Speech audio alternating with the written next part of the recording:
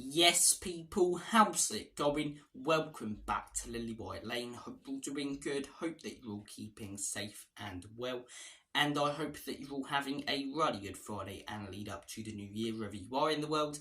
And whatever you are planning to go up to before 2024 begins. And look, before the new year does begin, we have to discuss last night's game at the Amex Stadium. Brighton 4, Tottenham Hotspur 2.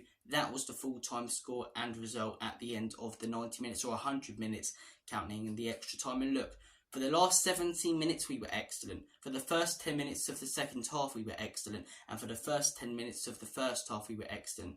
But apart from those 37 minutes, Brighton were the better team. And you can look at the stats and look at the fact that we had more shots in possession. But all of our shots in possession only came in those periods. Brighton dominated the game for a majority of it, as I say. We only played well in patches. They played well for longer periods than we did. And they deserved the win last night, as I say. Two injury-riddled sides. I'd say that we've been worse off with injuries than them. But fair play to Brighton, as I say. To beat a team like Spurs 4-2, who have really competed with the likes of Arsenal, Liverpool, Manchester City in games this season. It's a credit to how good a manager zerbi is and how well they are run as a football club. Honestly, I mean, I look at the way we've been run over the last few years under Enoch and Levy, and I'm even worried heading into January whether Ange will get back for that centre-back and midfielder we need. But I look at the way they're run, how little they spend and how much reward they get and how much they sell some of their players on for that they've only bought in for 2 million. They're a brilliantly run club. They've got a brilliant manager, a really nice stadium and a really good team. And they were just a better team last night. Sometimes you just got to hold your hands up and say they were. You know, if we took some of our big chances, maybe that game ends 4-4. Even though it was the last 70 minutes, some of the big chances we had then, and at the beginning, you know, of the second half, that Udogie chance and a couple of the Richarlison ones we had over the course of the game, we could have drew it or won it. But then at the same time, as I say, Welbeck had that big chance, which was saved by Vicario early on. So it could have easily been an 8-all game or a 9-8 either side. It ended 4-2. We knew it would be fireworks, two all-out attacking teams trying to dominate, and they were at home. They were able to. But something that's really frustrated me today is people saying that injuries aren't an excuse. You're right. They're not an excuse. They're a reason. I will call people out for, you know, using injuries as an excuse if they've got one or two injuries. And maybe one of those injuries is to a squad player. Like Arsenal fans at the end of last season when they were blaming injuries for why they fell off. As I say, yes, Saliba's a very important player. But he's one player. He's one player who you have to replace. Tottenham Hotspur this season are missing some of their most crucial players. James Maddison, our best player arguably up until he got injured. Mickey van den Ven, our best defender in my opinion.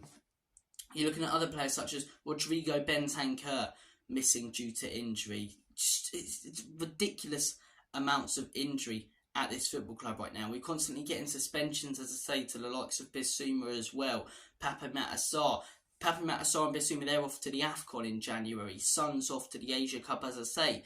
Constantly we're missing players due to suspension, international duty and injury. And in my opinion, if we weren't missing these amounts of players due to these problems, we'd be right up there. We'd be first or second in the league and we'd get at least something last night at the Amex. Actually, we probably win.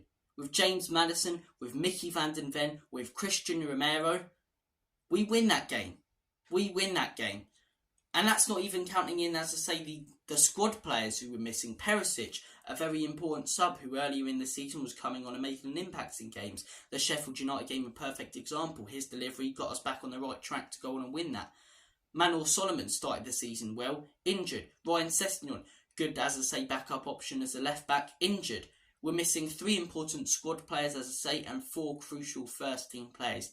Whereas if we had those players, we'd be... You know, it would have been a very different performance last night, a very different result last night, and a lot of the games we've lost this season I don't think we would have went on to. The Wolves game, we win that if we have, as I say, Maddison, Bentancur, Romero, van den Ven. You look at the other games we've lost, the Villa game, we win that if we have those players. And now we've got Kulusevski suspended for another game as well.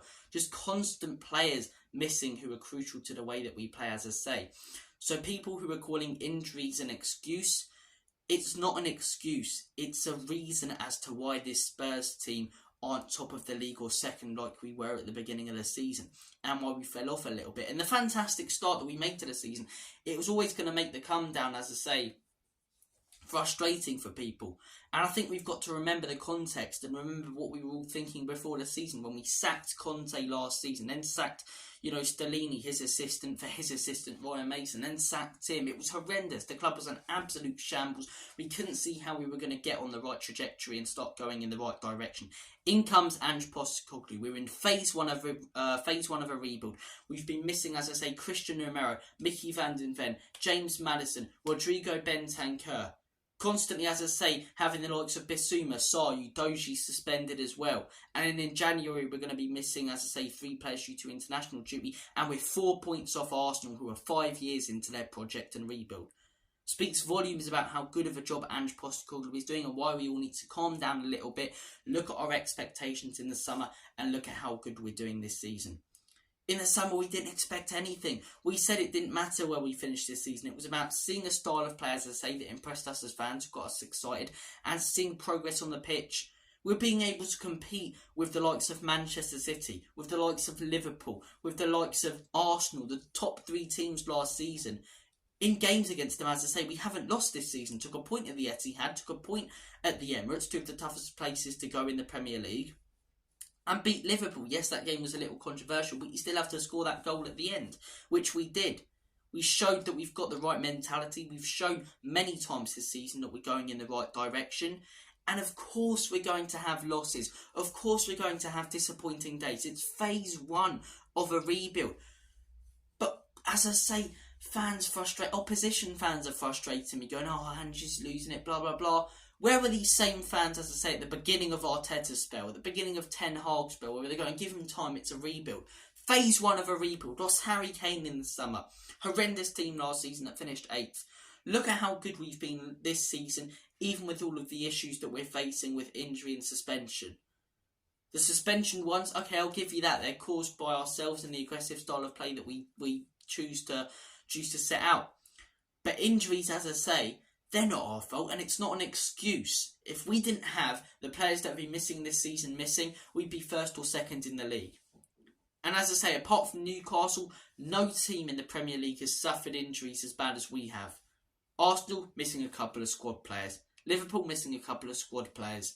Manchester City, as I say, they've only had Haaland out for 3 or 4 games. They've only been missing, him really and De Bruyne.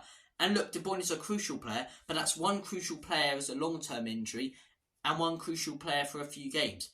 Whereas we've had, as I say, 3 crucial players out for a while, and now we've got another crucial player in Romero out for 4 to 5 weeks. Injuries aren't an excuse, they're a reason as to why this team's dropping off. And as I say, yes, we're dropping off, but we're still overachieving compared to what we expected in the summer and compared to last season. Back big Ange Postecoglou. The man has shown us all what we can achieve in the future. He's got us playing a beautiful style of play, some fantastic results and performances this season. And we're going to start losing faith after a few poor performances. And we haven't had one performance this season where I've come away from a game absolutely fuming.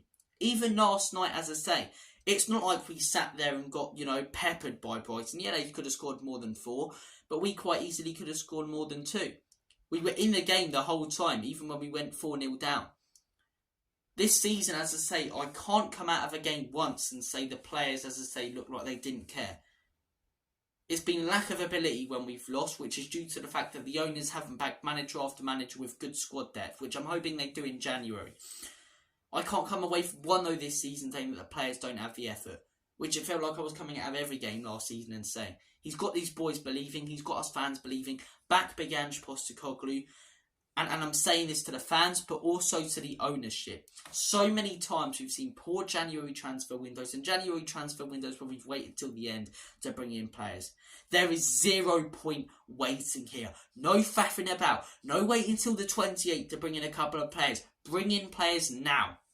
Missing 4 crucial players due to injury, as I say, and we're going to be missing 3 crucial players due to international duty. We're going to be missing Bissouma, Heung-min Son, James Maddison, Pape Matar Sarr, Mickey van den Ven most likely for a few more games, Rodrigo Bentancur, all in the month of January. Sign a midfielder. Otherwise we're going to be relying on Skip, Højbjerg and Kulusevski. If that even works, you might have to put Lo Celso there, because then what options do we have up top without Son? Sign a midfielder to bring some structure in there for Ange, and sign a centre-back. Dyer's been at the club for 22 transfer windows. He's shite. He doesn't deserve to be. Sign a centre-back. Back this manager with someone like a Tobido, and we can get something fantastic out of this season and overachieve. Expectations coming next season for Ange and these players, and this season, as I say, we're overachieving. So let's continue the run that we've been on that has been so good and unexpected. Everyone predicted relegation and mid-table for Spurs this season. We're 5th. Even if we lose to Bournemouth, we stay 5th heading into the new year. But as I say, will we stay 5th for much longer? No. And can we overachieve if the manager isn't back? No. Back the manager, and fans, back Ange Postecoglou. So many great signs this season. Phase 1 of a rebuild. Our fan base are the worst for it sometimes. Not being patient. It's going to take time. We're going to have days like yesterday, but those days like yesterday are nowhere near as bad as the ones we had last season, even though the scoreline didn't look as bad. Because the players care. We're having big opportunities. We nearly, come back to 4-4 at the end there.